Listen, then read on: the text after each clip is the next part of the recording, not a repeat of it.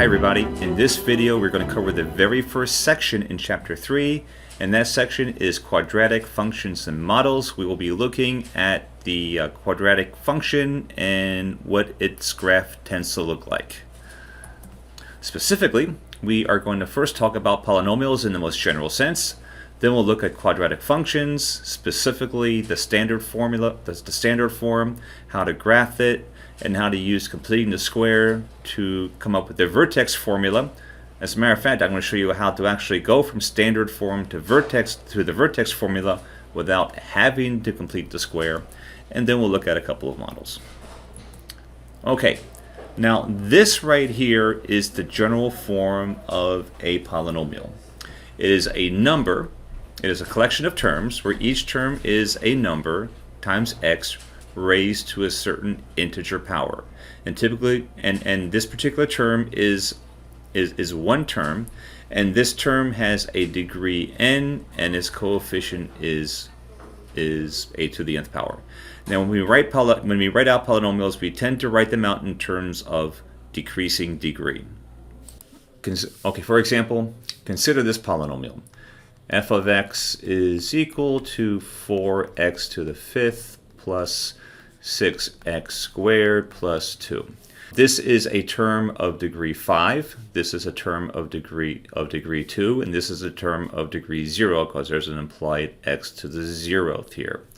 Okay, and notice how we write this in terms of decreasing degree.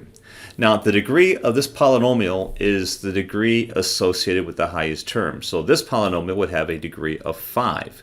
And then the leading coefficient is essentially the coefficient next associated with the term of highest degree. So in this case, the leading coefficient would be 4. Okay, so here are a chart of a whole bunch of polynomial functions. And here we have f of x is equal to 2. And as I mentioned before, there is an implied x to the 0th power there. So this function is a constant. It has a degree of 0, and its leading coefficient is 2. The coefficient next to the term of highest degree, and there's only one term here, so there it is. Now this is a linear coefficient. This is a linear function. We've had enough of these in chapter 2. This has the degree of an implied 1, and it has its leading coefficient would be 5. Similarly, this is degree 2. This is quadratic. We'll be spending a lot of time today talking about these. It has a degree of 2 and a leading coefficient of 4. A cubic function would have a degree of 3 and a leading coefficient of 2. A quartic function would have a degree of 4, and this one has a leading coefficient of 1. Now there's also this thing called a quintic function, and you guessed it, that is something of the form x to, well, let me do 5x to the fifth plus, say, 3. That, of course, is of degree 5 and a leading coefficient of 5. And we could also have something like f of x is equal to 7x to the 6th plus 1. This is called a sextic function or a hextic function. Has degree 6, leading coefficient of 7, and of course if it was something raised to the 8th power, it could be a octic function. I'm not too sure what it would be for something of degree 7. Okay, now this moves us on to quadratic functions. And quadratic functions are functions of the form ax squared plus bx plus c. As you can see, the leading coefficient is 2. No, the degree is 2, and the leading coefficient is a. Notice that a, b, and c are real numbers. However, a cannot be 0. Why? Well, if a was 0, you had a linear function. And of course, this is standard form. One thing about standard form, it is not very intuitive. It does not tell you too much about the function. The only thing you can glean from the standard form is where the y-intercept is, and then of course you can find that out by substituting x with 0 for x, and you will get c. A more intuitive form is the vertex form, and here it is. And yes, this is indeed equal to ax squared plus bx plus c. And once again, a, b, a, h, and k are real numbers. A cannot be 0, or then you just have a constant. Now, it does turn out that this a is the same as that a. And h is equal to this quantity, negative b over 2a. And that might look familiar because if you remember our quadratic formula from years gone by, from sections gone by, that is equal to, we can write that as negative b over 2a, that's the vertex, plus or minus the square root of b squared minus 4ac, all divided by 2a, and this happens to be related to k. Now this tells you a lot about the graph. For example, hk is what we call, the point hk is actually the vertex of the graph. And that is either going to be the minimum point of the graph if a happens to be positive, and the maximum of the graph if a happens to be negative. And we arrive at the vertex formula from the standard form by completing the square, which kind of makes sense, because look what we have here. This here is a perfect square. So how do we make a perfect square out of something like this? We do that by completing the square, and here is the approach. I'm just going to walk you through it. You don't need to know this because there's actually ways to go from standard to vertex without having to complete the square. But notice here, this is my x coefficient, and to complete the square, I want to take that, I want to divide it by 2 and square it. There it is. All right, and I want to add that to the expression. Well, if I want to add this to the expression, I also need to subtract it from the expression. It's a trick that we always like to do in math to maintain the integrity of the function. Okay, well, once I've done that, notice that this right here is indeed a perfect square and can be written as the quantity x plus b over 2a, the entire quantity squared. And then I have this. Now what I want to do here is I want to factor out an a. I think I should have had an a squared there. All right, once I've done that, I have this, but now remember, I want to have an x minus a quantity. So I'm going to take the negative of this and subtract that from x, and that's basically nothing more than adding it. So this right here is my h, and this right here is my k. But notice that the quadratic, that the vertex form tells you a lot about the about the quadratic. Once again, this is the vertex. This is either this is the point of symmetry, and this is also the point of either max or min, depending upon what a is. But let me go ahead and show this to you graphically.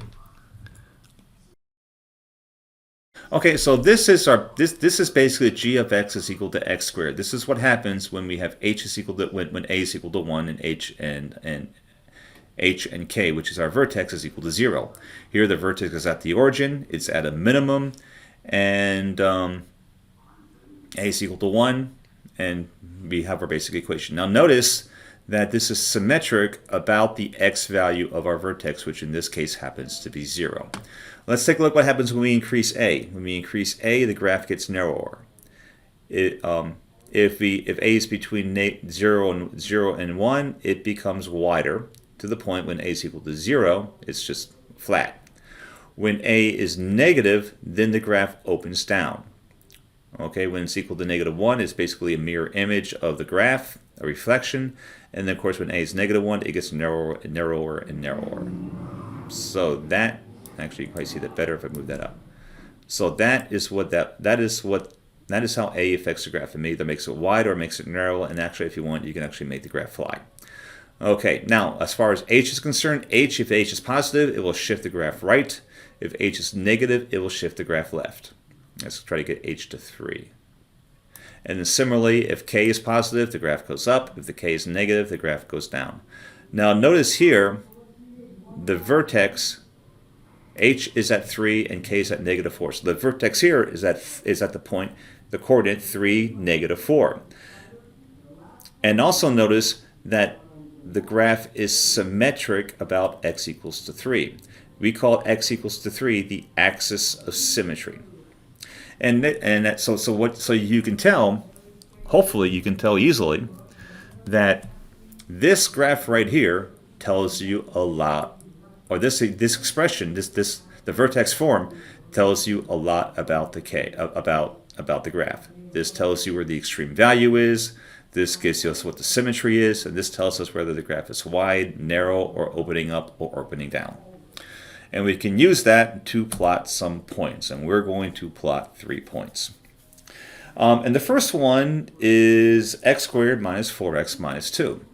And we want to do all these things. We want to find the vertex, we want to find the axis, we want to graph the equation, domain and range, and also figure out where it is increasing and where it is decreasing. Okay, so the first thing is the vertex. Now recall, the vertex, or the h value of the vertex, is going to be equal to negative b over 2a, which in this case is going to be negative of negative 4, which is 4. A is 1, 4 over 2, or equal to 2. Okay, so that's h. To find k, well, that is just going to be f evaluated at h. So that's f of 2. And that will give me 4 minus 8 minus 2, which is negative 6. So the vertex is going to be 2, negative 6. Now the axis, which is another name for the axis of symmetry, is going to be the vertical line that goes through the vertex. And that will be x equals 2. Next we need to graph the function. However, to graph the function, it might be better to write this in vertex form. And we can actually do that. We know what a is. A is 1. We know what h is. H is 2. So we're going to have x minus 2, the quantity squared. And we know what k is, that's negative 6. And now we can use this to actually plot points. Now the first point is going to be our vertex. There it is. For our next point, what we can do is we can choose the next number higher, which would be 3. All right, well, 3 minus 2 is 1. 1 squared is 1. 1 minus 6 is minus 5. And this really is all we need to actually plot this in MML. However, it might be better to have one other point. So let's actually do 4 as well. In that case, 4 minus 2 is 2. Squared is 4. 4 minus 6 is negative 2. And now since this is actually symmetric, we know that 1 will be negative 5. And we also know that 0 will be negative 2. Okay, now we can go to MML and plot that. Okay, so the vertex is 2, negative 6. First you want to click on the vertical parabola tool, which is right here. Go to 2, down to negative 6. There it is, and there's our vertex. Now we just need to plot one more point. How about 3, negative 5? There we go. Now to make sure that we're right, we can evaluate this at 4. At 4 we have negative 2, so we know that this is indeed correct. And with this we can actually answer all the other questions. What is the domain? Well, the domain is the entire real line. What about the range? The range is going to start at negative 6, which is the y-coordinate of the vertex, and go all the way up to infinity. Okay? So we have that the domain is negative infinity to infinity, which is going to be the case for every quadratic. The range is going to be from negative 6, including negative 6, to infinity. The largest open interval over which the function is increasing, we'll notice that it is increasing from x equals 2 all the way up to x is equal to infinity. Don't know why that keeps on happening to me. Let's put that there and stay there. From 2 all the way to infinity. So here we are going to have from 2 to infinity, and then of course it is decreasing from negative infinity all the way up to 2. And there we go. We've done everything we need to do relative to this function. Okay, the next one is g of x is equal to 1/2 x squared. And maybe the best thing to do right now would be to write this in vertex form. Hey, it already is in vertex form. Don't believe me? We can write this as negative 1/2 times x plus 0 squared, which by the way is x squared, plus 0. So what does that tell you? Well, that tells us that the vertex is going to be the origin. If that's the case, the graph or the axis of symmetry is going to be x is equal to 0. That's the vertical line that's going to go through the middle. To graph this function, once again, we need to produce a table. We already have one value. That's going to be 0, 0. That's the vertex. Now for the other value, since we're doing this in the MML, and the MML only basically snaps to integers, we want to choose a value of x which will produce for us an integer value of g of x. And x equals to 1 will not do that, but x equals to 2 will. 2 squared is 4. 4 divided by 4 times negative 1/2 is negative 2. Okay? And then we should probably do one more to check, and that would be 4. 4 squared is 16. 16 times negative 1/2 is negative 8. And of course, by symmetry, we know that negative 2 will be negative 2, and negative 4 will be negative 8. We can go ahead and plot that. Clearing this one, we have the vertexes at the origin. Okay, then our next point is going to be 2, 2, 2, 2. Don't mess with my 2, 2. That's 1. That's 2. And there we are. This is going to work. We'll go to 4, and we can come all the way up to 8. So this should indeed work. And then this tells us everything else we need to know about the function. The range, of course, is still, no, the domain is still the entire real line. The range is all numbers between 0, including 0, up to infinity. It's decreasing here. It is increasing there. So to write all that, we would have the domain is negative infinity to infinity, the open interval for the entire real line. The range is going to be the half open interval from 0 to infinity. It is increasing from 0, not including 0, because at 0 it's neither increasing nor decreasing, all the way up to infinity. And then it is decreasing from negative infinity all the way down to 0, all the way up to 0. And there we go. And this brings us to our last example, which is this one down here. Okay, first thing we need to do, once again, is find the vertex. And that is by computing the x-coordinate by computing negative b over 2a. Okay, so b is negative 12, so negative b is 12. And then a is 2, so that is 2 times 2. And that's going to be equal to 3. To find k, we are going to evaluate f at h, which is f evaluated at 3. That will give me 3 squared is 9 times 2 is 18, minus 3 times 12, which is minus 36, plus 15. That will give me 15. 15. That will give me negative 18 plus 15, which is negative 3. Okay, so we have our vertex. It is going to be 3, negative 3. We have our axis is going to be equal to x, is x equals to 3, x equal to the x-coordinate of the vertex. We can go ahead and write this in vertex form because we have that a is equal to 2. Then we have x minus h, well, h is equal to 3, the entire thing squared, minus 3. So here we went from standard form to vertex form. We did not need to complete the square. And now we can go ahead and graph this. Now to graph this, we need to produce a couple of points. First point we've already produced, that is 3, negative 3. What about 4? Well, once again, using this form is probably the best way to go. 4 minus 3 squared, 4 minus 3 is 1. 1 squared is, well, 1. 1 times 2 is 2. 2 minus 3 is negative 1. What about 5? 5 minus 3 is 2. 2 squared is 4. 4 times 2 is 8. 8 minus 3 is 5. And over here, of course, we will have 2, negative 1, and then 1, 5. And we can go ahead and plot. Okay, vertical parabola tool. Once again, we need to plot our vertex, which is going to be 3, negative 3. It's right there. And then we are going to plot, how about we plot 4, negative 1? 4, negative 1. And this should be it. Why? Well, let me see. Here's 5. And 5 crosses at 5, as does 1. So this is our graph. Now, notice that the domain is the entire real line, but the range goes from negative 3 all the way up to infinity. It is decreasing on this down. It is decreasing from negative infinity to 3, and it is increasing from 3 to infinity. So we have that the domain is the entire real line. The range is going to be the half open interval from negative 3 to infinity. It is increasing over the range 3, not including 3 to infinity, and it is decreasing on the range from negative on the domain from negative infinity to 3, not including 3.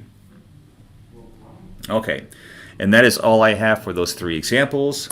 Let's move on to some information about the vertex formula. Once again, the vertex formula can be derived from the standard form by noting that h is equal to negative b over 2a, and that once you find that, just substitute that in for f and you'll get k. Once you have that, you can write down your vertex formula. You do not need to complete the square, okay? And you also don't need to memorize your expression for k. Now, this right here is just a review of the properties of a quadratic. One, it is a parabola. This is where the vertex is, and this is its axis of symmetry. If a is greater than 0, the graph is going to go open up. If it's less than 0, it's going to open down. If the absolute value of a is less than 1, it's wide. If it is greater than 1, it is narrow. You want to find the x-intercept? Well, take your standard form, set x equal to 0, and then f of x will be c. Or it will be a times h squared plus k. What else can we say? The intercepts will be found by solving this equation. And how do you solve this equation? Well, you solve it by using the quadratic formula, which is what you have right here. Now, it turns out that if the discriminant, which is b squared minus 4ac, is positive, then you will have two x-intercepts. If it is 0, that implies that you actually have a perfect square, and that you will have exactly one intercept, and it'll be right here. And if it's negative, well, that actually implies that your parabola is going to look like this. That your parabola will look something like this, and you'll have no x-intercepts, or at least no real valued x-intercepts. And then again, once again, the axis of symmetry is x equals to the x coordinate of the vertex, which by the way is h. And this brings us to a couple of examples that you'll also see in your homework. This is one of them. Now here, this one is pretty straightforward, and we want to predict the percent of workers that stay on the job for this certain profession. Well, if 0 corresponds to 1990, well then 18 corresponds to 90 to 2008. So basically you want to compute 0.06 times 18 squared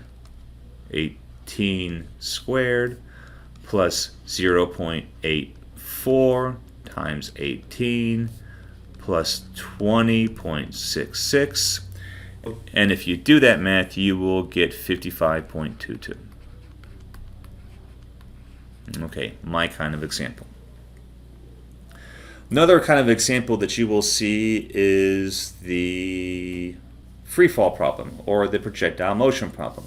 Now here we have a ball that is projected upward from an initial height of 1,000 feet with an initial velocity of 80 feet per second. And the first question is, write down the equation that describes the height of the ball in terms of the time t.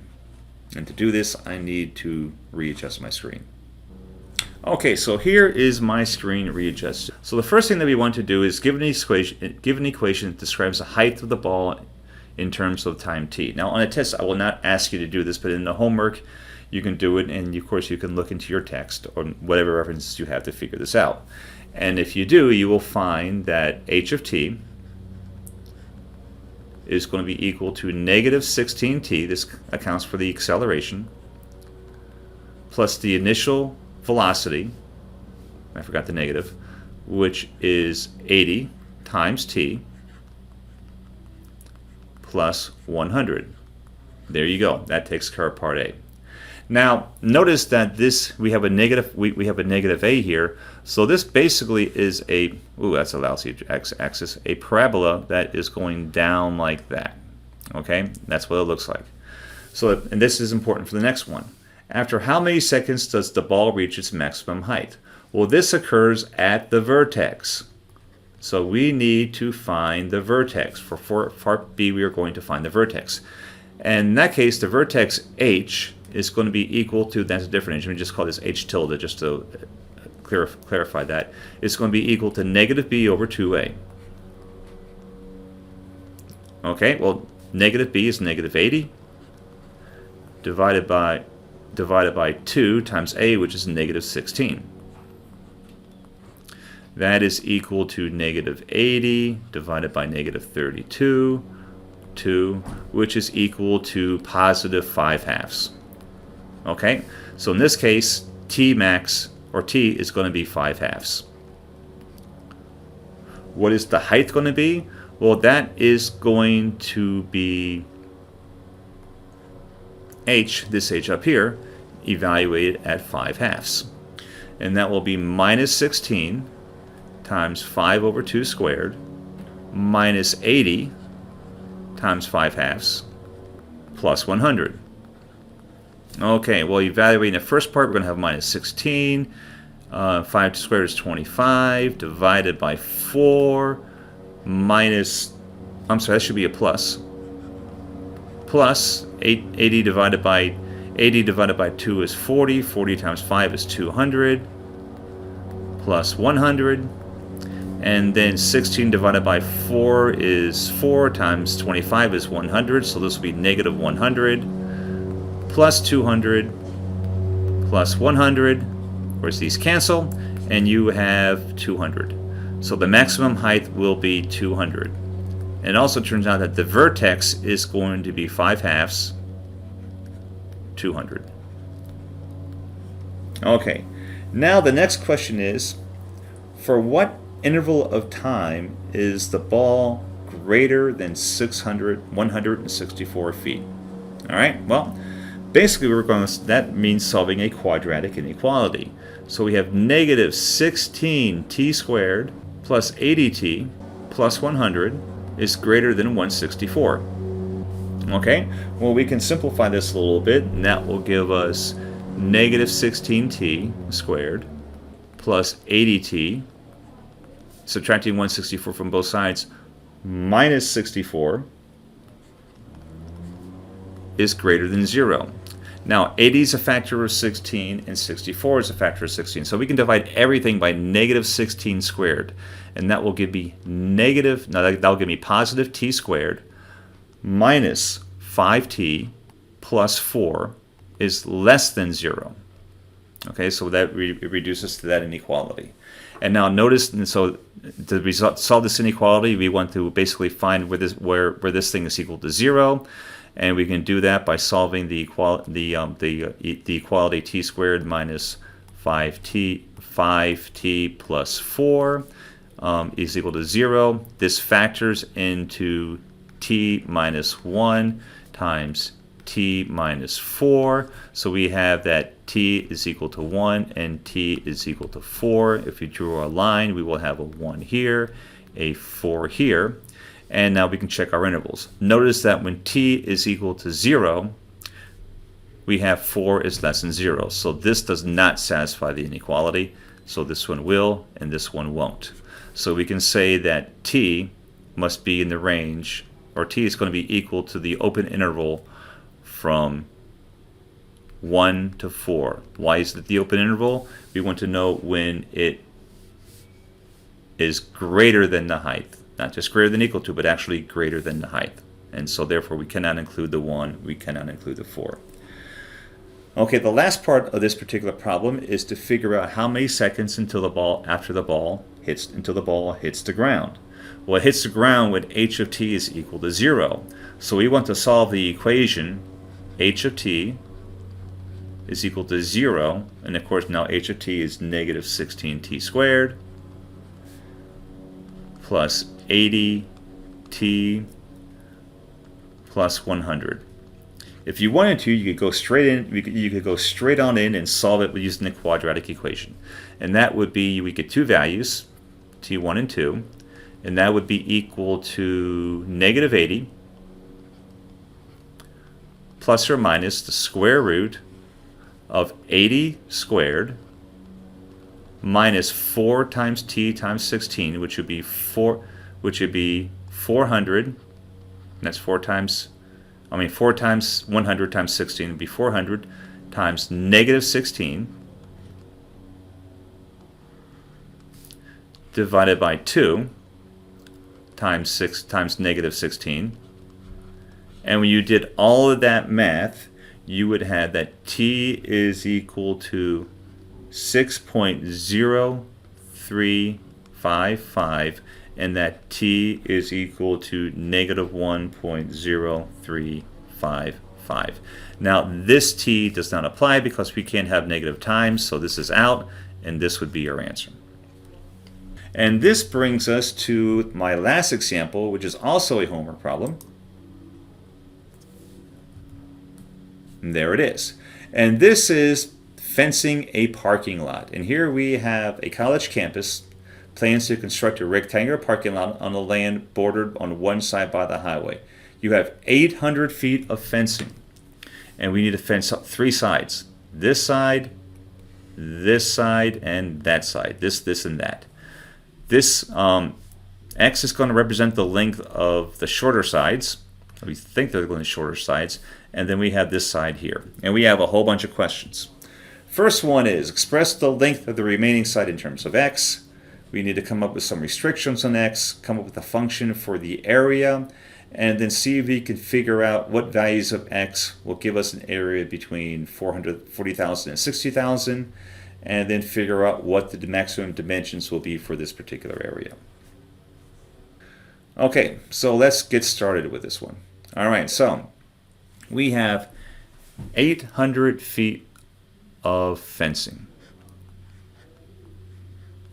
We are going to use we're going to use X feet of that for one side, and then X feet of that for the other side. Okay, so that is going to be the length of the remaining side. Okay, so this is A. I like A, it was simple. Okay, what about B? What are the restrictions on X? Well, B is kind of weird, but we can figure this out. Well, the first thing is that this thing has to be positive, or it's not going to be a rectangle. So we know that X has to be greater than 0. The other thing is that, well, this has to be positive, or we're not going to have a rectangle. So that means that L must be greater than 0, or 800 minus 2x must be greater than 0. And of course, this implies that negative 2x is greater than 0, which implies that x must be strictly less than 400. I'm sorry, that negative 2x is going to be greater than 800.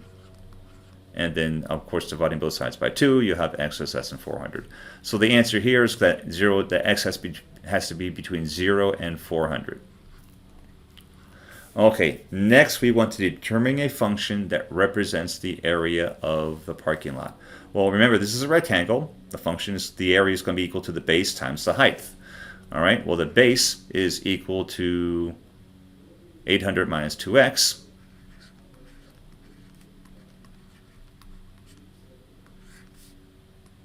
And the width or the height is x.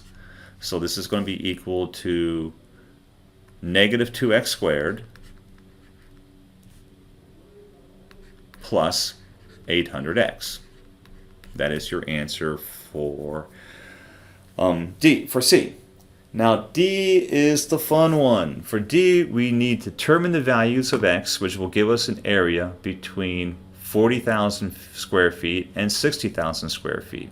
All right, so that means we want to find those values of x such that negative 2x squared plus 800x is greater than 40,000 square feet. And then we want to find those values of x where negative 2x squared plus 800x is less than 60,000 feet. So we have 2 quadratic inequalities to solve. Not fair at all. All right, so for the first one, let's take a look at this one right here. Okay, well, to do that one, let's do a little manipulation. This is nothing more than negative 2x plus 2x squared plus 800x minus 40,000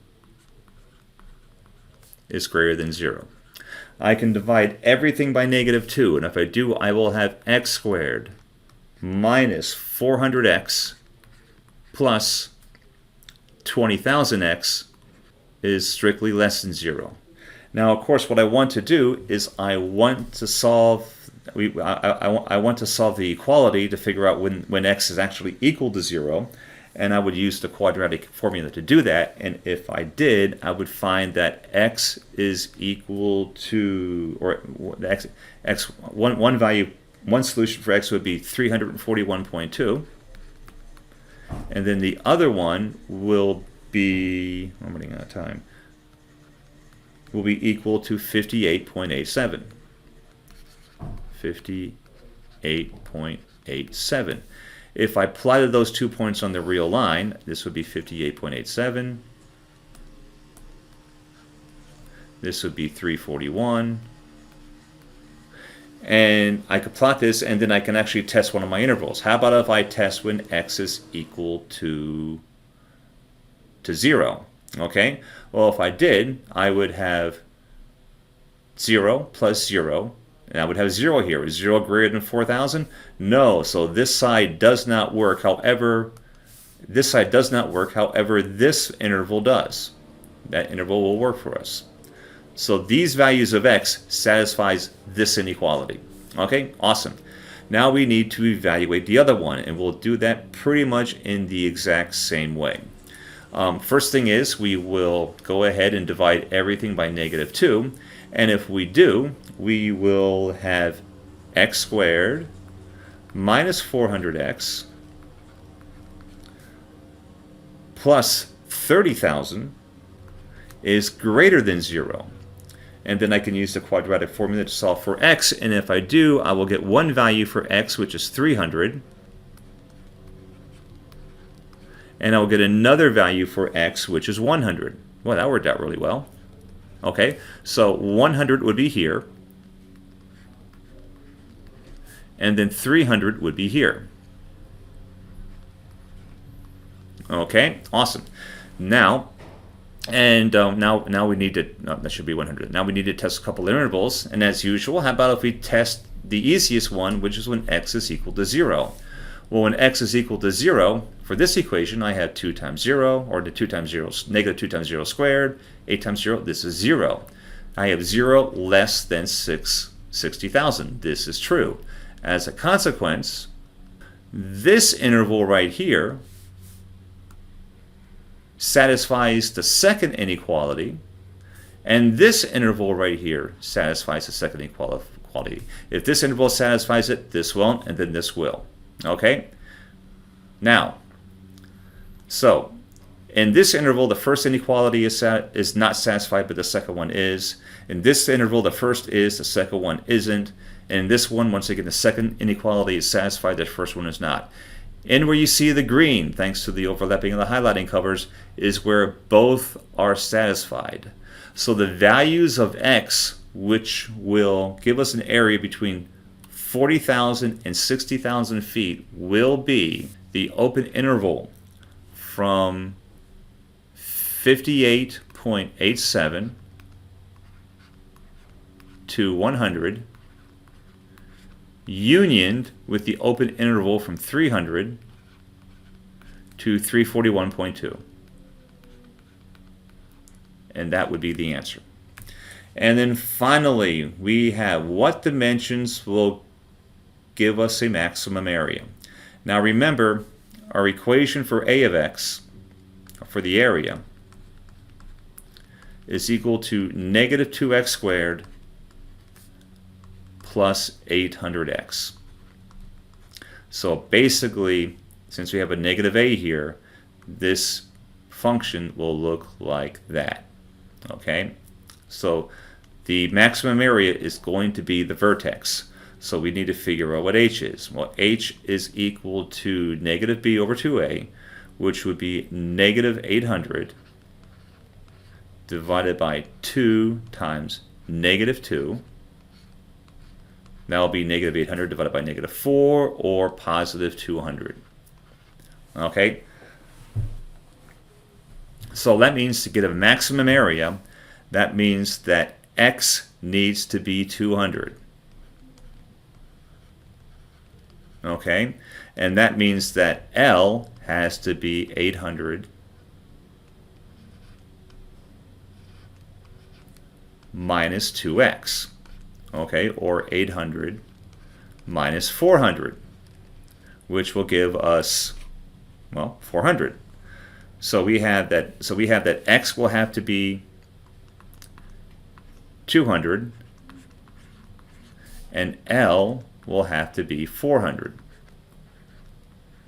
Okay. What will this area be? Well, that's going to be 200 times 400. So the area will be 2 times 4, which is 8, and then we just add the 4 zeros. 1, 2, 3, 4, and that would be the area. And that is all I have for this particular section. If you have any questions, please feel free to contact me. This is Bob Boyle, signing off.